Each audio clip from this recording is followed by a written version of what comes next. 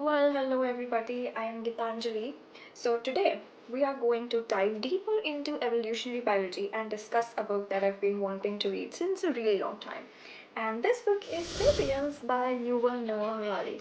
So ये book मैं काफ़ी time से पढ़ना चाह रही थी, as I have already told you.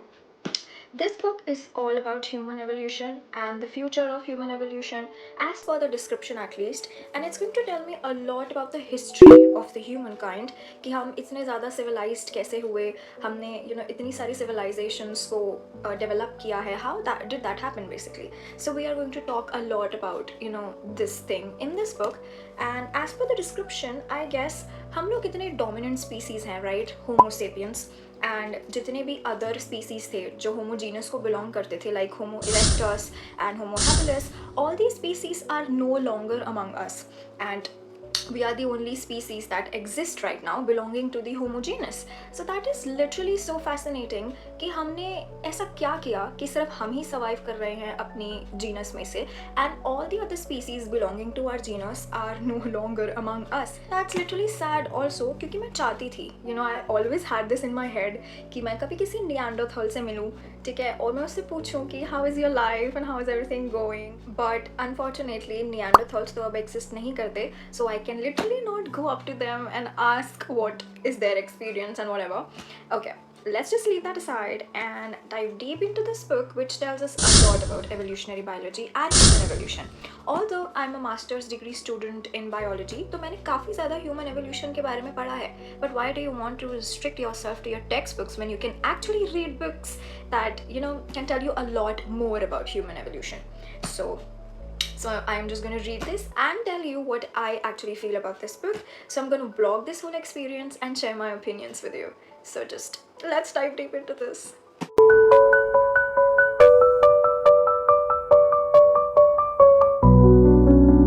Guys एक और चीज़ नोट करने वाली है, यहाँ पर ऑथर ह्यूमन से सिर्फ होमो सेपियंस को रेफ़र नहीं कर रहे हैं, वो यहाँ पर जितनी भी स्पीसीज़ होमो जीनस में पहले भी एग्जिस्ट करती थी उनकी बात कर रहे हैं, जैसे कि होमो इरेक्टस, होमो हैबिलिस, होमो निएंडरथैलेंसिस, इन सभी स्पीसीज़ को ह्यूमंस की कैटेगरी में ले रहे हैं, क्योंकि हम ह्यूमन बींग्स ने बाकी सारी स्पीसीज़ को कभी कंसिडर नहीं करते, हम निएंडरथल्स को कभी ह्यूमंस नहीं बुलाते, बट एक्चुअली ऑथर कहते हैं कि हमें उनको भी ह्यूमंस बोलना चाहिए, क्योंकि ह्यूमन कोई भी वो इंसान है जो कि होमो जीनस को बिलोंग करता है. हमारा जो साइंटिफिक नेम है which is homo sapiens, right? तो होमो है हमारा जीनस और सेपियंस है हमारा स्पेसिफिक एपिथेट या species name.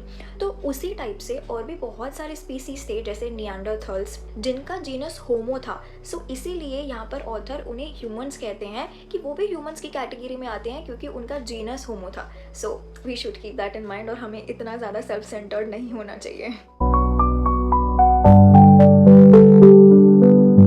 Okay guys, so by far I have read 12 pages and I guess the author has made a really important point that I'd like to share with you. जो lions होते हैं and जो हमारे if we talk about jackals, lions and sharks, ये लोग apex predators हैं, but इनको millions of years लगे apex predators बनने के लिए और top of the food chain पर आने के लिए. But on the other hand जो human beings हैं उनको सिर्फ 1 लाख years लगे एक apex predator बनने के लिए, right? तो आप ये comparison draw कर सकते हो कि human beings को काफ़ी कम टाइम में एक बहुत ही powerful position मिल गई, whereas on the other hand lions, jackals and if we talk about sharks, उनको काफ़ी ज़्यादा टाइम लगा एक पावरफुल पोजीशन मिलने के लिए, एक टॉप प्रेडेटर बनने के लिए उनको काफ़ी ज़्यादा टाइम लगा. तो एनिमल्स लाइक लायंस वो एक टॉप प्रेडेटर बन रहे थे, तो उनके सराउंडिंग में जितने भी एनिमल्स थे वो भी साथ साथ इवॉल्व हो रहे थे. जैसे कि लायंस हैं वो गैजल्स के ऊपर कभी कभार हंट करते हैं. अब जो गैजल्स होते हैं वो बहुत ज़्यादा फास्ट भागने लग गए जब उनको देखा कि जो हमारे प्रेडेटर्स हैं जो लायंस हैं वो बहुत ज़्यादा इवॉल्व कर रहे हैं. तो एक तरह से गैजल्स ने भी बहुत जल्दी से इवॉल्व करना स्टार्ट किया. और आई रिमेंबर मैंने एक डॉक्यूमेंट्री इस पर देखी भी थी कि गैजल्स बहुत ज़्यादा फास्ट भागने लग जाते हैं जब उन्हें दिखता है कि लायंस उनके पीछे आ चुके हैं, और उनकी जो स्पीड है वो विद टाइम और ज़्यादा फास्ट होती जाती है क्योंकि वो अपने आप को प्रोटेक्ट करना चाहते हैं. Of course everybody wants to do that, but if we talk about human beings the case is a little different, क्योंकि ह्यूमन बींग्स 1 लाख ईयर्स में ही बहुत ज़्यादा पावरफुल हो गए और top of the food chain पर पहुँच गए. उसकी वजह से इकोसिस्टम अपने आप को एडजस्ट नहीं कर पाया. अब जैसा कि हमने देखा कि जो ह्यूमन बीइंग्स हैं उन्हें सिर्फ 1 लाख ईयर्स में ही they got up to this powerful position, top position, जहाँ पर वो एपेक्स प्रेडेटर बन गए हैं। उसकी वजह से human beings are really fearful and anxious about their position. जैसे कि कभी कभार ऐसा होता है ना कि कोई भी चीज़, कोई भी पावरफुल पोजीशन हमें बहुत ही कम टाइम में मिल जाती है, तो हम इतने ज़्यादा सिक्योर फील नहीं करते, क्योंकि हमें एक एंजाइटी होती है कि वो चीज़ हमसे कभी छिन ना जाए। That is the only thing जो हमारे दिमाग में चलती है। एंड यही चीज़ the author is actually trying to explain to us कि ह्यूमन बीइंग्स जो हैं वो बहुत ही ज़्यादा फियर्स और एंजाइटीज से घिरे हुए हैं, क्योंकि हमें काफ़ी जल्दी एक ऐसी पोजीशन दी गई जो शायद हमने कभी अर्न ही नहीं करी थी। But we just got that position because of various factors of course, and उसकी वजह से we all are just trying to get more and more power, trying to consume so much, और हम nature को इतना exploit कर रहे हैं just because we have the power to do so.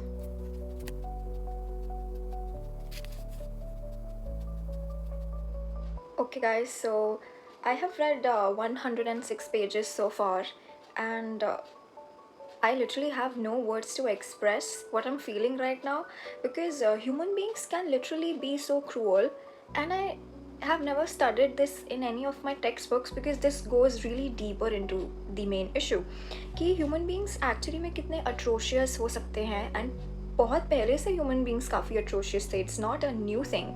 यहाँ पर एक एग्जांपल दिया है कि जैसे ही ह्यूमन बींग्स ने ऑस्ट्रेलिया में स्टेप इन किया when they were exploring the world, and once they stepped into Australia, वहाँ के most of the important animals extinct हो गए, और उसे नाम दे दिया गया क्लाइमेटिक चेंज का। That the climate changed all of a sudden, and all the animals out there got extinct, like the terrestrial animals we are talking about in this case.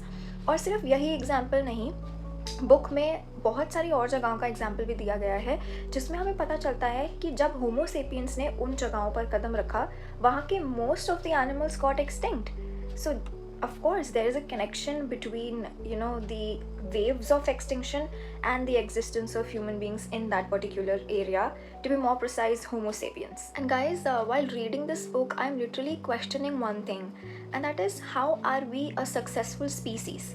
हम ऐसे बोलते हैं कि ह्यूमन बीइंग्स इतने complex organisms हैं, we are dominating the world, और हमने successfully अपना डीएनए बाकी होमो सेपियंस को ट्रांसफ़र कर दिया है, so we are successful maybe in evolutionary terms, but I guess this is literally so incomplete. This is what the book also says, कि we literally do not consider the happiness index, we literally do not consider how we are treating other animals, wild animals, other populations, other fellow human beings. We literally do not consider that, और हम अपने आप को successful कह देते हैं, but in reality we are actually the deadliest species to ever exist.